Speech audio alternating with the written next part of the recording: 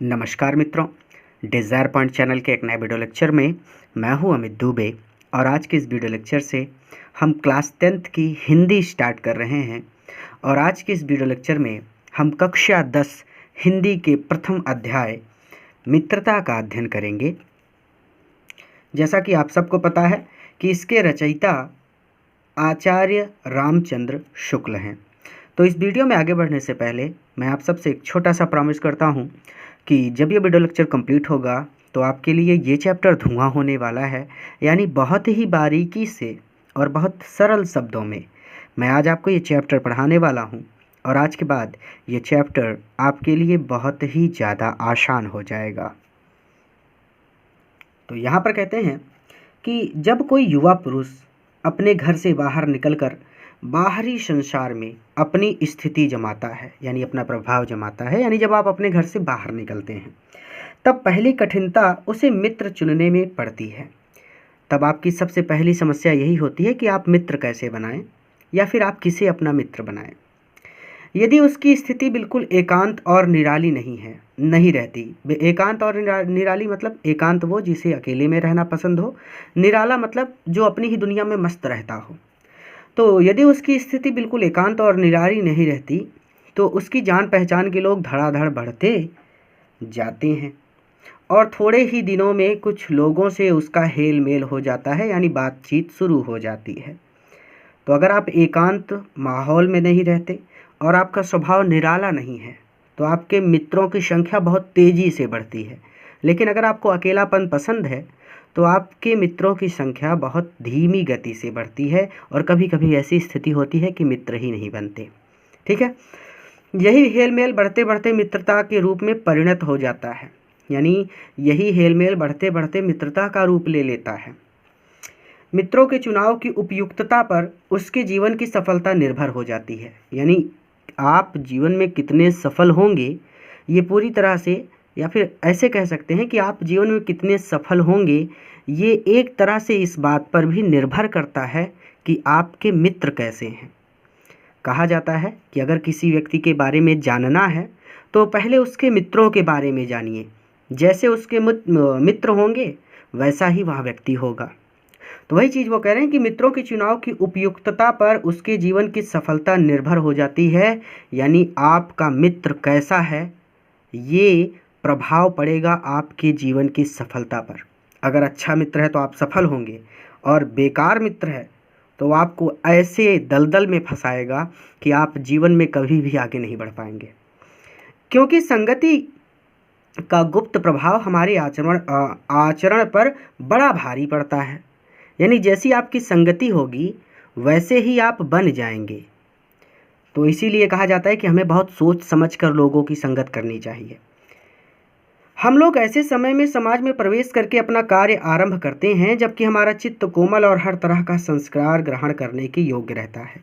यानी हम लोग ऐसे समय में समाज में प्रवेश करके अपना कार्य आरंभ करते हैं, यानी जब आप समाज में घुसते हैं, यानी जब आप पहली बार स्कूल जाते हैं तो आप बहुत छोटे होते हैं और उस समय में तो आपका चित्त जो होता है ना, आपका जो हृदय होता है वो बहुत ही कोमल होता है और वो हर तरह का संस्कार ग्रहण करने योग्य होता है। यानी वो अच्छी चीज़ें भी ग्रहण कर लेगा, बुरी चीज़ें भी ग्रहण कर लेगा, क्योंकि उस समय इतनी समझ नहीं होती कि क्या सही है और क्या गलत। ठीक है, तो वही चीज़, हमारे भाव अपरिमार्जित और हमारी प्रवृत्ति अपरिपक्व रहती है। तो हमारे जो भाव होते हैं ना वो अपरिमार्जित होते हैं, यानी अशुद्ध होते हैं। और हमारी प्रवृत्ति जो होती है अर्थात हमारा जो प्रवाह होता है वो अपरिपक्व रहता है, यानी अविकसित रहता है। यानी हमारे सोचने समझने की जो क्षमता होती है वो अविकसित होती है। हम उतना समझ नहीं पाते, उतना सोच नहीं पाते। हम लोग कच्ची मिट्टी की मूर्ति के समान रहते हैं, जिसे जो जिस रूप का चाहे उस रूप का करे। यानी जैसे कुम्हार के पास कच्ची मिट्टी है तो वो चाहे मूर्ति बना दे, चाहे कुल्हड़ बना दे, चाहे सुराही बना दे, ये उसकी इच्छा पर निर्भर करता है। तो ठीक उसी प्रकार आप उस समय कच्ची मिट्टी के समान होते हैं। अगर अच्छा मित्र मिल गया तो वो आपको ईश्वर बना देगा, बुरा मित्र मिल गया तो वो आपको राक्षस बना देगा। तो चाहे राक्षस बनावे चाहे देवता, यानी चाहे राक्षस बनावे चाहे देवता, ऐसे लोगों का साथ करना हमारे लिए बुरा है। अब बता रहे कौन से लोगों का साथ नहीं करना चाहिए? जो हमसे अधिक दृढ़ संकल्प के हैं। यानी एक ऐसा मित्र जो आपकी बात सुनता ही ना हो, हमेशा अपनी ही बात ऊपर रखे, उसकी बात सही बाकी सबकी बात झूठी, तो ऐसे मित्र का संकल्प करना बुरा होता है, क्योंकि हमें उनकी हर एक बात बिना विरोध के मान लेनी पड़ती है। तो फिर उसका विरोध तो आप कर नहीं सकते, विरोध करेंगे तो वो आपसे लड़ने लगेगा, तो उसकी बात तो बिना विरोध के मान लेनी पड़ेगी। तो ऐसे लोगों का साथ नहीं करना चाहिए जो आपसे अपनी बात ज़बरदस्ती मनवा ही लेते हों। पर ऐसे लोगों का साथ और बुरा है जो हमारी ही बात को ऊपर रखते हैं। अब देखिए, हम लोग समझते हैं कि जो मित्र हमारा ऐसा है जो हमेशा हमारी बात मान लेता है वो हमारा सच्चा मित्र है। नहीं, जो व्यक्ति आपकी बात से हमेशा सहमत हो जाता है, ना उसका विरोध करता है, ना ही आपको रोकता है, चाहे आप अच्छा काम कर रहे हो चाहे बुरा काम कर रहे हो, ऐसे व्यक्ति का तो तुरंत साथ त्याग दीजिए, क्योंकि ऐसा व्यक्ति सबसे खतरनाक व्यक्ति होता है। क्योंकि ऐसी दशा में ना तो हमारे ऊपर कोई दबाव रहता है, यानी आपके ऊपर कोई दबाव नहीं रहता क्योंकि वो आपकी बात को तुरंत मान लेगा, और ना हमारे लिए कोई सहारा रहता है, यानी सहारा भी नहीं रहता। सामने वाला व्यक्ति बताएगा भी नहीं कि आप कोई काम गलत कर रहे हैं, इसे मत करिए, वो रोकेगा ही नहीं, उसे आपसे कोई मतलब नहीं। दिखाएगा तो ऐसा कि आपके बिना रह नहीं सकता, लेकिन वास्तविकता ये है कि उससे बड़ा विष, उससे बड़ा जहर और कुछ नहीं हो सकता, क्योंकि वो हमेशा आपसे सहमत हो जाता है। दोनों अवस्थाओं में जिस बात का भय रहता है उसका पता युवा पुरुषों को प्रायः बहुत कम रहता है। हाँ, तो इस बात का भय जो होता है ना, उसे आप समझ नहीं पाते क्योंकि आप अभी भी बच्चे हैं। लोगों को लगता है कि हाई स्कूल में पहुंच गया बच्चा, अब तो बड़ा हो गया। नहीं, शरीर बड़ा हो गया लेकिन मानसिक विकास अभी नहीं हुआ, इतने समझदार नहीं हुए कि समाज को संभाल सकें। इसीलिए माता पिता को हमेशा आपकी चिंता लगी रहती है। चलिए, बहुत कम रहता है। यदि विवेक से काम लिया जाए, यानी बुद्धिमानी से काम लिया जाए, तो यह भय नहीं रहता। ठीक है, तब ये भय नहीं रहता कि हम बिगड़ जाएंगे, गलत रास्तों पर चले जाएंगे। पर युवा पुरुष प्रायः विवेक से कम काम लेते हैं। अब युवा पुरुष है, एक नौजवान लड़का है, उसको बोलो फलाने ने हमको 2 झापड़ मार दिया, वो तुरंत लाठी डंडा निकाल के पहुंच जाएगा कि तुमने मारा कैसे। इतना आवेश, इतना ऊर्जा, इतनी ताकत सब कुछ भरी रहती है, उनके पास दिमाग होता ही नहीं, सोचते ही नहीं है। बस किसी ने बता दिया कि आज लड़ाई हो गई है, चलो तुरंत बम कट्टा बंदूक सब लेके पहुंच जाएंगे, चलो मारेंगे, गिरा देंगे, उठा के पटक देंगे, आज ख़त्म कर देंगे सब किस्सा ही। दिमाग से काम नहीं लेंगे। लेकिन वहीं पे कोई युवा पुरुष हो जो समझदार हो, वो दिमाग से काम लेगा। ठीक है, तो वही चीज़ कह रहे हैं कि यदि विवेक से काम लिया जाए तो ये भय नहीं रहता। यानी अगर आप विवेक से काम ले तो भले ही आप किसी का भी साथ करें, इसका प्रभाव नहीं पड़ेगा क्योंकि आप समझदार हैं। लेकिन युवा पुरुष प्रायः विवेक से कम काम लेते हैं। कैसे आश्चर्य की बात है कि लोग एक घोड़ा लेते हैं तो उसके गुण दोष कितना परख कर लेते हैं। यानी अगर आप एक घोड़ा खरीदने जाएं, चलिए एक गाड़ी खरीदने जाएं, तो आप 10 जन से पूछेंगे कि फलाने भैया मैं ये गाड़ी लेने जा रहा हूँ, ये सही होती है या फिर दूसरी कंपनी की ले लें। लेकिन वहीं पर किसी को मित्र बनाने से उसके पूर्व आचरण और प्रकृति आदि का कुछ भी विचार और अनुसंधान नहीं करते, यानी जांच पड़ताल नहीं करते। लेकिन किसी को भी मित्र बनाने से पहले आप उसकी जांच पड़ताल नहीं करते, वे उसमें सब बातें अच्छी ही अच्छी मानकर अपना पूरा विश्वास जमा देते हैं। अब आप किसी को मित्र मानते हैं तो आप उस पर विश्वास भी तो करते हैं ना। तो वही बात कह रहे हैं कि उसमें सब बातें अच्छी ही अच्छी मानकर आप विश्वास कर लेते हैं। हंसमुख चेहरा, यानी आप क्या क्या चीज़ें देखते हैं। हंसमुख चेहरा, बातचीत का ढंग, थोड़ी सी चतुराई या फिर साहस। थोड़ी सी चतुराई और साहस, यानी लड़ाई हो जाए तो बस मारपीट करने के लिए तैयार रहे। ये ही 2-4 बातें किसी में देखकर लोग चटपट अपना बना लेते हैं। हम लोग यह नहीं सोचते कि मैत्री का उद्देश्य क्या है तथा जीवन के व्यवहार में उसका कुछ मूल्य भी है। यानी जीवन में इस मित्र का कुछ मूल्य है, ये बात हम लोग सोचते नहीं हैं। यह बात हमें नहीं सोचती कि यह एक ऐसा साधन है जिससे आत्मशिक्षा का कार्य बहुत सुगम हो जाता है। आत्मशिक्षा यानी बिना किसी अध्यापक के जब आप सीखने लग जाएं तो उसे बोलते हैं आत्मशिक्षा। और अगर आपका सच्चा मित्र हो और अच्छा मित्र हो तो आत्मशिक्षा बहुत सरल चीज़ है, वो हमेशा आपको एक अच्छे मार्ग पर ले जाएगा। एक प्राचीन विद्वान का वचन है, विश्वास पात्र मित्र से बड़ी भारी रक्षा रहती है। जिसे ऐसा मित्र मिल जाए, यानी अगर आपको विश्वास पात्र मिल जाए मित्र, अब अभी तो आपकी उम्र कच्ची है, आप समझ नहीं पाएंगे कि विश्वास पात्र कौन है, तो इस समय आप अपने माता पिता के कथनों का पालन कीजिए, क्योंकि दुनिया में केवल वही 2 लोग हैं जो चाहते हैं कि आप सबसे आगे रहें। बाकी कोई नहीं। किसी रिश्तेदार को भी अगर आप अपना समझते हैं ना, तो वो भी नहीं है। किसी मित्र को आप अपना समझते हैं इस उम्र में, तो वो भी आपका अपना नहीं है। इन चीज़ों का आपको एहसास होगा जब आप हाई स्कूल इंटर पास करके आगे बढ़ेंगे, तो ये आपके मित्र गायब होते चले जाएंगे, पता ही नहीं चलेगा कहाँ चले गए। तो इसीलिए अभी सबसे उचित समय, सबसे बेहतर मित्र होते हैं आपके माता पिता।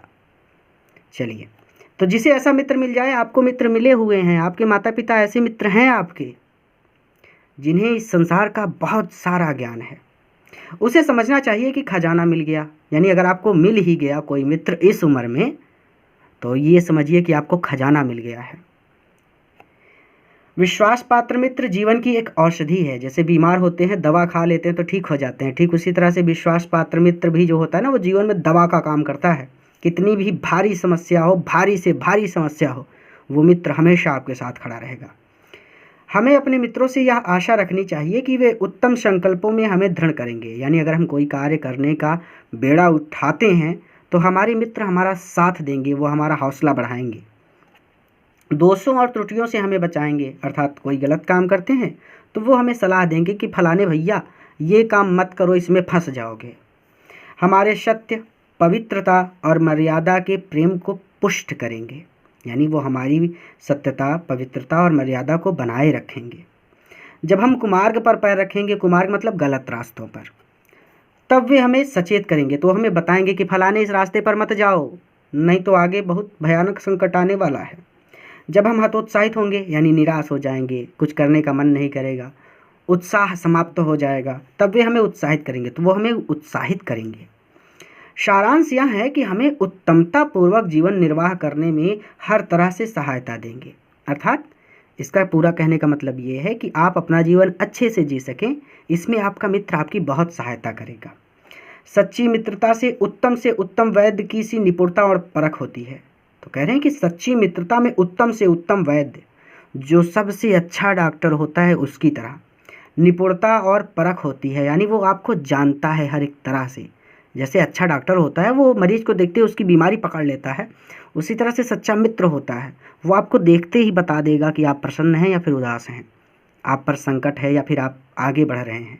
तो वैसी निपुणता होती है। जैसे डॉक्टर भी निपुण हो जाते हैं अपने कार्य में, और परख हो जाती है डॉक्टर को कि ये फलाने मरीज को फलानी बीमारी है, उसी तरह से मित्र को भी आपके कैरेक्टर या फिर आपके चरित्र की सारी जानकारी होती है।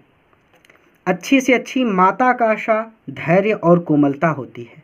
यानी जैसे माता में धैर्य होता है, वो बड़े प्यार से आपको समझाती हैं, और कोमलता यानी वो आपसे बहुत प्रेम करती हैं।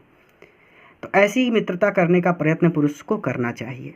तो आपको प्रयास करना चाहिए कि आपके ऐसे ही मित्र बने।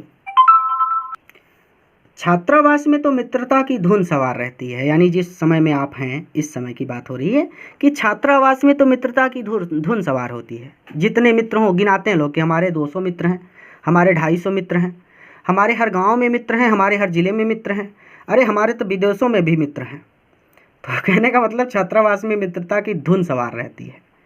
मित्रता हृदय से उमड़ती पड़ती रहती है। यानी जिससे मिले उसी से मित्रता हो गई। एक बार मिल लिया तो फलाने मित्र का फलाना मित्र, उससे भी मित्रता हो गई कि अब चलिए आप भी मित्र हैं हमारे।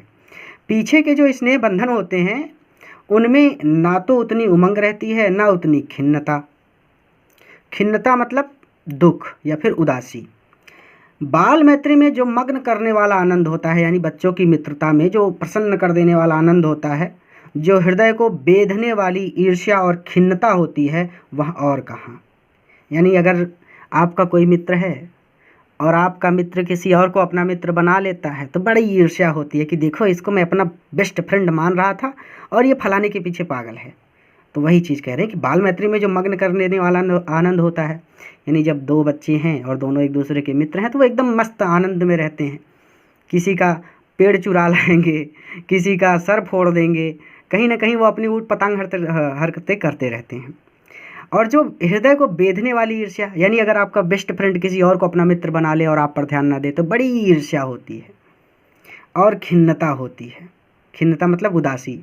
जब मित्र चला गया तो उदास हो जाते हैं। वहाँ और कहाँ, यानी ये और कहाँ। अब आप लोगों के जीवन में जो मित्रता का आनंद है, वो हमारे जीवन में नहीं है, लेकिन हमारे मित्र आपके मित्रों से बहुत बेहतर हैं, क्योंकि वो परिपक्व हैं और आपके मित्र अभी कच्चे हैं। तो वही चीज़ वो कह रहे हैं कैसी मधुरता और कैसी अनुरक्ति होती है, यानी कैसी मधुरता होती है उन दोनों के रिश्तों में, और कैसी अनुरक्ति होती है, यानी कैसा लगाव होता है, कैसा अपार विश्वास होता है, एक दूसरे पर तुरंत विश्वास कर लेंगे। हृदय के कैसे कैसे उद्गार निकलते हैं, यानी विभिन्न प्रकार के लोग एक दूसरे पर विश्वास करते हैं का मतलब सीधा सीधा कि वो अच्छे बुरे को कुछ भी समझ नहीं पाते। उनका मतलब अगर मित्र ने कहा कि ये काम ठीक है तो चलो ठीक है। एक मित्र मार खा रहा है तो फलाने मास्टर ने उसको मारा है, आज या तो मास्टर को मारेंगे या फिर मास्टर हमको मारेगा। तो ये सारी चीज़ें ऐसे ऐसे विचार आ जाते हैं। भले ही हिम्मत ना हो, साहस ना हो, लेकिन ऐसे ऐसे वादे कर देंगे कुछ भी हो जाएगा, चलो मित्र हम तुम्हारे साथ हैं। तो वर्तमान कैसा आनंदमय दिखाई पड़ता है, यानी ऐसा लगता है कि जब तक हमारा मित्र हमारे साथ है बस जीवन में आनंद ही आनंद है। और भविष्य के संबंध में कैसी लुभावने वाली कल्पनाएं मन में रहती हैं। और भविष्य के बारे में भी ये लोग योजना बना लेते हैं कि हम बड़े होकर डॉक्टर बनेंगे, तुम बड़े होकर पुलिस इंस्पेक्टर बनना, हम किसी की किडनी निकाल लेंगे तो तुम हमको बचा लेना, उसके बाद खूब पैसे कमाएंगे। तो वही चीज़, कितनी जल्दी बातें लगती हैं और कितनी जल्दी मनाना हो जाता है, यानी कितनी जल्दी बातें लगती हैं, यानी कितनी जल्दी एक दूसरे से नाराज़ हो जाते हैं, और कितनी जल्दी मानना मनाना हो जाता है, यानी कितनी जल्दी, बहुत जल्दी, पता ही नहीं चलेगा कि कब झगड़ा हो गया और कब ये एक दूसरे के साथ घूम रहे हैं। सहपाठी की मित्रता, यानी जो आपके साथ पढ़ता है क्लास में, इस उक्ति में हृदय के कितने भारी उथल पुथल का भाव भरा हुआ है। किंतु जिस प्रकार युवा पुरुष की मित्रता स्कूल के बालक की मित्रता से दृढ़, शांत और गंभीर होती है। देखिए यहाँ पे कह रहे हैं ना, जिस प्रकार युवा पुरुष यानी हम लोग की मित्रता स्कूल के बालक यानी आप, तो आप लोगों के मित्रों से जो हमारे मित्र हैं ना वो दृढ़ हैं, शांत है, यानी हमारी मित्रता मजबूत है, शांत है और गंभीर है, क्योंकि हम लोग विचार करते हैं हर एक चीज़ पर और हमें पता है कि कौन हमारा बेस्ट फ्रेंड है। और वास्तव में बहुत संघर्ष करके आपको विश्वास पात्र मित्र मिलते हैं। जब बड़े हों तो ध्यान रखिएगा कि अपने मित्रों का चुनाव धीरे धीरे करिएगा, ताकि वो मित्र आपको बहुत लंबे समय तक आपके साथ रहें। उसी प्रकार हमारी युवावस्था के मित्र बाल्यावस्था के मित्रों से कई बातों से भिन्न होते हैं, यानी जो हमारे मित्र हैं और जो आपके मित्र हैं, इन दोनों में बहुत भिन्नता है। मैं समझता हूँ कि मित्र चाहते हुए बहुत से लोग मित्र के आदर्श की कल्पना मन में करते होंगे, यानी सब लोग सोचते हैं कि हमारा मित्र ऐसा होगा, वैसा होगा, हमारा मित्र सुपरमैन होगा। तो इस कल्पित आदर्श से तो हमारा काम जीवन की झंझटों में चलता नहीं, यानी आप कल्पना जो करते हैं वो तो होता नहीं। जैसे आप ही सोचते हैं कि एक दिन सुपरमैन बन जाएंगे, स्कूल में डाकू घुस जाएंगे और फिर हम सुपरमैन बन जाएंगे और सब डाकुओं को मार के गिरा देंगे, और फिर देखना पूरी स्कूल में हमारी इज्जत, पूरा मास्टर आएगा बोलेगा अब तुम ही स्कूल के मालिक हो, सब कुछ हमारे लोग हमारे चरणों में गिर पड़ेंगे और उड़ते उड़ते जाएंगे फलाने के घर से, जो चाहेंगे वो सब लोग इज्जत करने लगेंगे। तो ऐसा सोचते हैं ना कि सुपरमैन बन जाएंगे, लेकिन कभी बने नहीं। तो जो कल्पना करते हैं ना, उस कल्पना से वास्तविक जीवन का कोई लेना देना है ही नहीं। तो जो आप कल्पना कर रहे हैं उससे आपका काम वास्तविक जीवन में नहीं चलेगा। सुंदर प्रतिमा, मन भावनी चाल और स्वच्छंद प्रकृति, यही दो चार बातें देखकर मित्रता की जाती है। यानी जब आप मित्र बनाते हैं किसी को तो आप देखते हैं कि सुंदर प्रतिमा, यानी ये बड़ा सुंदर दिख रहा है। मन भावनी चाल, यानी चाल उसकी जो है वो मन भावनी है, यानी आपको पसंद आती है।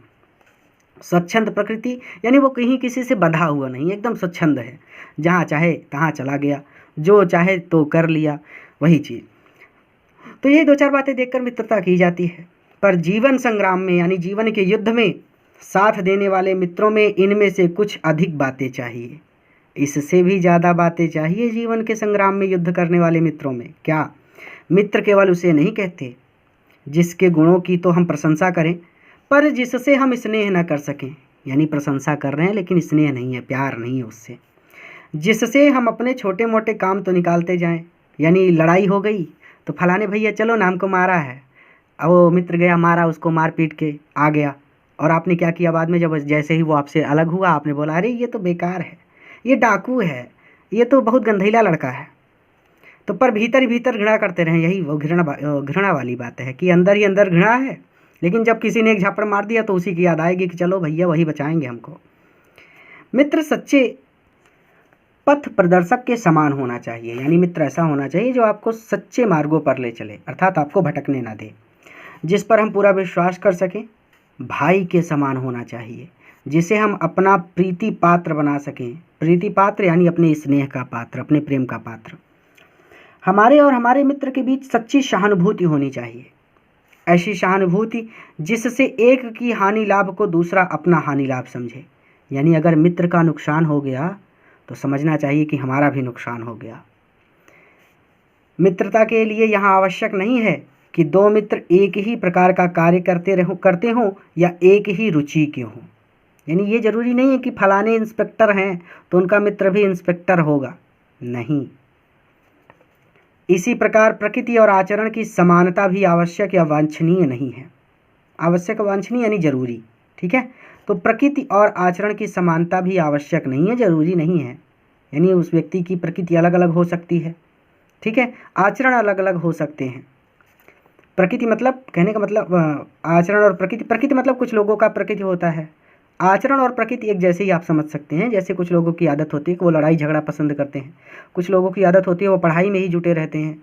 तो लड़ाई करने वाला और पढ़ाई करने वाला ये दोनों भी मित्र हो सकते हैं, और ऐसे मित्र हो सकते हैं कि आप कल्पना नहीं कर सकते। यानी इतने बेस्ट फ्रेंड हो सकते हैं।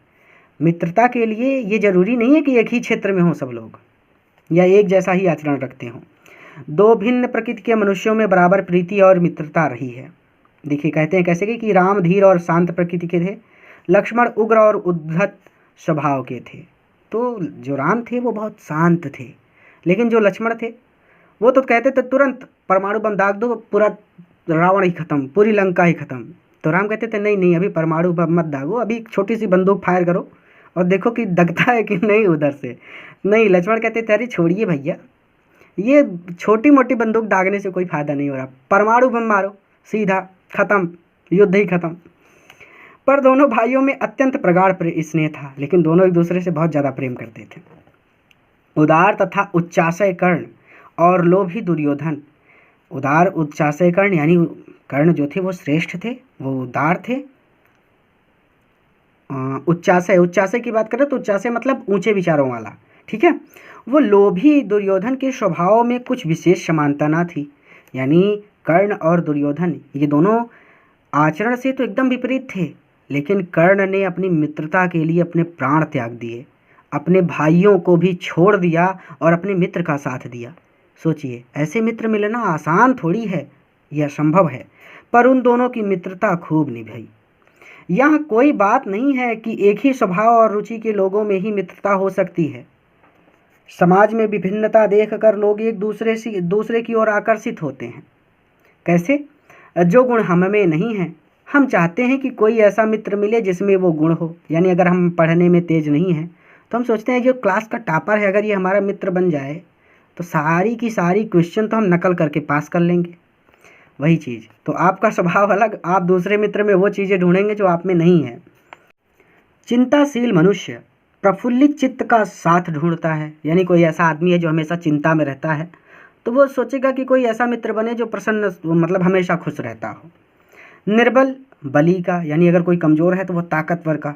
धीर उत्साही का, यानी धीर यानी शांत, एकदम बुझा बुझा रहने वाला व्यक्ति वो उत्साही व्यक्ति का साथ ढूंढेगा। धीर उसे भी कह सकते हैं जो धीर हो, यानी हर काम सोच विचार कर करता हो, ठीक है। जैसे श्री राम हैं वो धीर हैं, गंभीर हैं, यानी वो हमेशा अस्थाई रहते हैं, वो हर एक काम बहुत सोच विचार कर करते हैं। उच्च आकांक्षा वाला चंद्रगुप्त युक्ति और उपाय के लिए चाणक्य का मुंह ताकता था। नीति विशारद अकबर मन बहलाने के लिए बीरबल की ओर देखता था। मित्र का कर्तव्य इस प्रकार बताया गया है। उच्च और महान कार्यों में इस प्रकार सहायता देना, मन बढ़ाना और साहस दिलाना कि तुम अपनी निज की सामर्थ्य से बाहर काम कर जाओ। यानी इतना आपको मोटिवेट कर दे कि अरे तुम छोटे मोटे आदमी थोड़ी हो, तुम तो ब्रह्मा हो, अभी भवकाल में आओगे अपने तो पहाड़ वहाड़ तो उठा कर ऐसे फेंक दोगे, पता ही नहीं चलेगा। तो इस तरह का यह कर्तव्य उसी से पूरा होगा जो दृढ़ चित्त और सत्य संकल्प का हो। इससे हमें ऐसे ही मित्रों की खोज में रहना चाहिए जिनमें हमसे अधिक आत्मबल हो, यानी जो हमसे अधिक दृढ़ संकल्पी हो। हमें उनका पल्ला उसी तरह पकड़ना चाहिए जिस तरह सुग्रीव ने राम का पल्ला पकड़ा था। यानी जैसे सुग्रीव जी ने राम का साथ पकड़ लिया, ठीक उसी तरह से आप भी अपने मित्र का साथ पकड़ लीजिए, अगर ऐसा मित्र है आपके पास। तो मित्र हो तो प्रतिष्ठित और शुद्ध हृदय के हों, यानी जिनका समाज भी हो, समाज में सम्मान भी हो और वो शुद्ध हृदय के हों। मृदुल और पुरुषार्थी हों, मृदुल हों यानी शांत हों, बहुत प्यार से लोगों से बात वगैरह करते हों, और पुरुषार्थी हों यानी उनमें पुरुषार्थ हो, शक्ति हो किसी भी कार्य को कर गुजरने की, अर्थात मेहनती हों। ठीक है, कहाँ गया भाई हमारा, पुरुषार्थी हों, शिष्ट हों और सत्यनिष्ठ हों। तो ये चीज़ें भी आपको अपने मित्रों में देखनी होंगी, जिससे हम अपने को उनके भरोसे पर छोड़ सकें और यह विश्वास कर सकें कि उनसे किसी प्रकार का धोखा ना होगा। जो बात ऊपर मित्रों के संबंध में कही गई है वही जान पहचान वालों के संबंध में भी ठीक है, यानी जो रिश्तेदार वगैरह हैं ये सब के लिए भी यही बातें ठीक हैं। जान पहचान के लोग ऐसे हों जिनसे हम कुछ लाभ उठा सकते हों, लेकिन हमारे यहाँ तो रिश्तेदार हैं, वो जानबूझ के फलाने के बेटे IAS हो गए और ये बातें करेंगे वो किसके आगे, पापा के आगे, ताकि 2 गाली हमें एक्स्ट्रा मिले बोनस के साथ। तो ऐसे ऐसे तो रिश्तेदार हैं। ये रिश्तेदार इतने बेकार हैं कि कभी कभी तो बच्चे सुसाइड कर लेते हैं इनके डर से। ये लोग कभी सुधर नहीं सकते, अगर ये लोग सुधर जाए ना तो समझिए देश सुधर जाए, लेकिन ये सुधरेंगे नहीं। ये ऐसी प्रजाति है जिसे लुप्त हो जाना चाहिए, लेकिन पता नहीं कैसे हैं। चलिए छोड़िए, जो हमारे जीवन को उत्तम और आनंदमय करने में कुछ सहायता दे सकते हो, यद्यपि उतनी नहीं जितने गहरे मित्र दे सकते हैं। यानी रिश्तेदार या फिर जान पहचान के जो लोग हों वो भी हमें जीवन में आगे बढ़ने में सहायता दें, लेकिन नहीं, अगर पता चल गया कि आप आगे बढ़ रहे हैं ना तो ये टांग पकड़ के खींच लेंगे कि कहाँ आगे जा रहे हो, तुमसे पहले हमारा बेटा लुक्खा है, वो लड़ाई झगड़ा करता फिर रहा है, तुम भी लड़ाई झगड़ा करो। यानी जैसे समाज अंधकार में डूबा है, जैसे उनके बच्चे अंधकार में डूबे हैं, वैसे ही चाहते हैं आप भी डूब जाओ और आप आगे बढ़ने लगे तो ये टांग पकड़ के पहले खींच लेंगे। तो ये चाहते ही नहीं कि हम आगे बढ़ें, इन्हें तो ताना देने में मज़ा आता है। तो वही चीज़ करें, जितने गहरे मित्र दे सकते हैं, जितना गहरा मित्र साथ दे सकता है आपका ना, उतना तो ये लोग कभी नहीं दे सकते, लेकिन फिर भी थोड़ी बहुत आशा तो इनसे रखनी ही चाहिए। मनुष्य का जीवन थोड़ा है, उसमें खोने के लिए समय नहीं। यदि का, खा और गा हमारे लिए कुछ नहीं कर सकते, ना कोई बुद्धिमानी या विनोद की बातचीत कर सकते हैं, ना कोई अच्छी बातें बतला सकते हैं, ना सहानुभूति द्वारा हमें ढाढ़स बढ़ा सकते हैं, ना हमारे आनंद में सम्मिलित हो सकते हैं। यानी कुछ लोग ऐसे भी होते हैं जिन्हें आपका सुख देखकर बहुत तकलीफ होती है, ना हमें कर्तव्य का ध्यान दिला सकते हैं, तो ईश्वर हमें उनसे दूर रखे। का, खा, गा मतलब 3 नाम, यानी 3 तरह के व्यक्ति कुछ लोग हैं अगर ऐसे जीवन में, कबूतर, खरगोश, गमला, यानी राम, श्याम, मोहन, सोहन, ऐसे कुछ मित्र हैं जो फलाने हैं और किसी काम के नहीं हैं। तो भैया ईश्वर हमें उनसे दूर ही रखे। हमें अपने चारों ओर जड़ मूर्तियां सजाना नहीं है, यानी हमें अपनी ओर चारों ओर केवल ये नहीं दिखाना कि हमारे 500 मित्र हैं, या फिर ऐसी मूर्तियां सजानी हैं जो किसी काम की नहीं है। आजकल जान पहचान बढ़ाना कोई बड़ी बात नहीं, यानी कोई ये बड़ी बात नहीं है जान पहचान बढ़ाना। कोई भी युवा पुरुष ऐसे अनेक युवा पुरुषों को पा सकता है जो उसके साथ थिएटर देखने जाएंगे, यानी पिक्चर देखने। चलो भैया सिनेमा, पढ़ कह रहे हो, पढ़ना नहीं है, पिक्चर देखने चलो। नाच रंग में जाएंगे, अरे भैया आज तो डांस हो रहा है, बर्थडे है फलाने का, चलो वहाँ डांस करेंगे। सैर सपाटे में जाएंगे, चलो घूमने चलते हैं। भोजन का निमंत्रण स्वीकार करेंगे, अगर बता दिया कि आज हमारे घर पे भोजन है तो बस सब कुछ छोड़ के आपके घर पे प्रकट हो जाएंगे, या फिर आपको लिवा के कहीं चले जाएंगे कि चलो आज वहाँ पे निमंत्रण है, न्योता है, खा पी के आते हैं। यदि ऐसे जान पहचान के लोगों से कुछ हानि ना होगी तो लाभ भी ना होगा, यानी अगर नुकसान नहीं तो फायदा भी नहीं। पर यदि हानि होगी तो बड़ी भारी होगी, क्योंकि ये लोग ऐसी दलदल में फंसाएंगे कि आपका विवेक शून्य हो जाएगा, आप समझ नहीं पाएंगे कि अब जाना कहाँ है। और सबसे बड़ी बात, जब ये समय बीत जाएगा ना तब आपको इस चीज़ का एहसास होगा। कहने का मतलब हाथ से तीर छूट गया, तब पता चला कि अरे ये तो हम जिससे प्रेम करते थे उसी पर निशाना लगा दिया है, और तब वो तीर रुकेगा भी नहीं और सबसे अनमोल चीज़ आपकी आपसे दूर हो जाएगी। सोचिए, ऐसी स्थिति में आप फंसेंगे कि आप ना तो आगे जा सकेंगे ना पीछे, केवल आप उदास रह सकेंगे, अपने आप को कोस सकेंगे, अपने आप से नफरत हो जाएगी आपको। सोचो तो तुम्हारा जीवन कितना नष्ट होगा, यानी समय बर्बाद तो सब कुछ बर्बाद। 30 साल तक आप मेहनत कर सकते हैं, लेकिन उसके बाद फिर आपका शरीर आपका साथ नहीं देगा। यदि ये जान पहचान के लोग उन मनचले युवकों में से निकले जिनकी संख्या दुर्भाग्यवश आजकल बहुत बढ़ रही है। तो मनचले युवक मतलब बाइक उठा लिया और गुटखा खा के मस्त एकदम स्टाइल में सिगरेट पीते हुए घूम रहे हैं और किसी की बहन बिटिया को देख रहे हैं। तो ये काम करने वाले आजकल बहुत ज़्यादा बढ़ गए हैं। यदि उन सोहदों में से निकले जो अमीरों की बुराइयां और मूर्खताओं की नकल करते हैं, सोहदे लोग जो अमीरों की नकल करते हैं और उनकी मूर्खताओं की नकल करते हैं, दिन रात बनाव श्रृंगार में रहते हैं, यानी सेंट ओंट मार के एकदम टाई वाई लगा के डेंट पेंट रहते हैं, महफिलों में ओहो वाह वाह किया करते हैं, गलियों में ठट्ठा मारते हैं और सिगरेट का धुआं उड़ाते चलते हैं। ऐसे नवयुवकों से बढ़कर शून्य निसार, जिसमें रस ही ना हो, बेकार हो और सोचनीय जीवन और किसका है। तो निसार मतलब सारहीन, ठीक है। ये वे अच्छी बातों से बातों के सच्चे आनंद से कोसों दूर हैं, यानी वास्तव में उन्हें पता ही नहीं कि जीवन में सुख क्या है और अच्छी चीज़ें क्या हैं। उनका जीवन तो नष्ट हो जाएगा, समाप्त हो जाएगा। उनके लिए ना तो संसार में सुंदर और मनोहर उक्ति वाले कवि हुए हैं और ना संसार में सुंदर आचरण वाले महात्मा हुए हैं, यानी ना उन्हें कवियों की सुंदर कविताओं से प्रेम है और ना ही महान महात्माओं या फिर संतों के सुंदर आचरण से प्रेम है। वो इन सब चीज़ों से कुछ नहीं सीखते। उनके लिए ना तो बड़े बड़े वीर अद्भुत कर्म कर गए हैं और ना बड़े बड़े ग्रंथाकार ऐसे विचार छोड़ गए हैं जिनसे मनुष्य जाति के हृदय में सात्विकता की उमंगें उठती हैं। उनके लिए फूल पत्तियों में कोई सौंदर्य नहीं, झरनों के कलकल में मधुर संगीत नहीं, अनंत सागर तरंगों पर गंभीर रहस्यों का आभास नहीं। उनके भाग्य में सच्चे प्रयत्न और पुरुषार्थ का आनंद नहीं। पुरुषार्थ मतलब ताकत, किसी कार्य को करने के लिए मेहनत जो चाहिए वो है ही नहीं, वो परिश्रमी है ही नहीं। उनके भाग्य में सच्ची प्रीति का सुख नहीं, यानी ऐसे लोग से तो कोई महिला भी प्रेम नहीं करती, कोई स्त्री के सपने में भी राजकुमार आते हैं, लुक्खे नहीं आते, आवारा नहीं आते। तो उनके नसीब में तो सच्चा प्रेम भी नहीं है और कोमल हृदय की शांति नहीं, और उनके हृदय को कभी शांति भी नहीं मिलेगी, क्योंकि जब उन्हें इस चीज़ का एहसास होगा तो उनका सारा समय बीत चुका होगा। तो जिनकी आत्मा अपने इंद्रिय विषयों में ही लिप्त है, यानी अपने इंद्रियों के अधीन है, जिनका हृदय निशाचियों और कुत्सित विचारों से कलुषित है, कलुषित मतलब दूषित है, निशाचे मतलब नीचतापूर्ण उद्देश्य, नीच लोग हमेशा नीच ही सोचेंगे। ऐसे नाशोन्मुख विनाश की ओर बढ़ रहे लोग प्राणियों को दिन दिन अंधकार में पतित होते देख कौन ऐसा होगा जो तरस ना खाएगा, यानी इन पर तरस आता है। कौन कह रहे हैं? आचार्य रामचंद्र शुक्ल जी। तो ये जब ऐसे लोगों को देखते हैं तो उनको इन लोगों पर तरस आता है। उसे ऐसे प्राणियों का साथ ना करना चाहिए, यानी आप लोगों को ऐसे लोगों का साथ नहीं करना चाहिए। मकदूनिया का बादशाह डेमेस्ट्रियस कभी कभी राज्य का सब काम छोड़कर अपने ही मेल के 10-5 साथियों को लेकर विषय वासना में लिप्त रहता था, यानी विषय वासना का मतलब आनंद लेता था, डांस वगैरह देखा करता था। एक बार बीमारी का बहाना करके इसी प्रकार वहाँ अपने दिन काट रहा था। इसी बीच उसका पिता उससे मिलने के लिए गया और उसने एक हंसमुख जवान को कोठरी से बाहर निकलते देखा।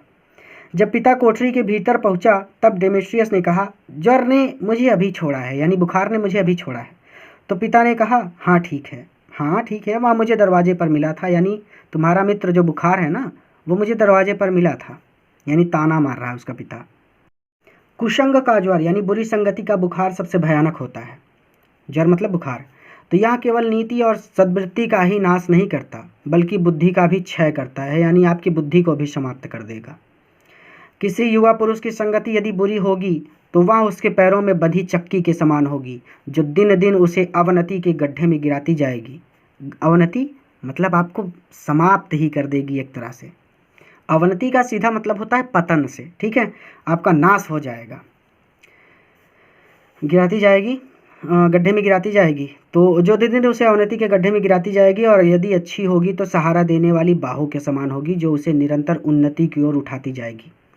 इंग्लैंड के एक विद्वान को युवा अवस्था में राज दरबार में जगह नहीं मिली, यानी राज दरबार में उसे जगह नहीं मिली, तो इस पर जिंदगी भर वह अपने भाग्य को सराहता रहा। अब ये कैसी बात है? बहुत से लोग इसे अपना बड़ा दुर्भाग्य समझते, पर वह अच्छी तरह से जानता था कि वह बुरे लोगों की संगति में पड़ता जो उसकी आध्यात्मिक उन्नति में बाधक होते। ये तो बहुत आसान है, इसमें कुछ अलग है नहीं। बहुत से लोग ऐसे होते हैं जिनके घड़ी भर के साथ से भी बुद्धि भ्रष्ट हो जाती है। क्योंकि उतने ही बीच में ऐसी ऐसी बातें कही जाती हैं जो कानों में ना पड़नी चाहिए। चित्त यानी हृदय पर ऐसे प्रभाव पड़ते हैं जिनसे उसकी पवित्रता का नाश होता है। बुराई अटल भाव धारण करके बैठती है। बुरी बातें हमारे धारणा में बहुत दिनों तक टिकती हैं, यानी बुरी बातें हमेशा हमारे हृदय के अंदर बनी रहती हैं। अच्छी चीज़ें आप भूल जाएंगे लेकिन बुरी चीज़ें बहुत जल्दी याद हो जाएंगी। जैसे कोई भोजपुरी गाना हो और ऊट पटांग गाना हो तो वो याद हो जाएगा, लेकिन कोई भजन हो वो याद नहीं होगा। उसी तरह से बुरी चीज़ें बहुत जल्दी हृदय पर अपना प्रभाव बनाती हैं।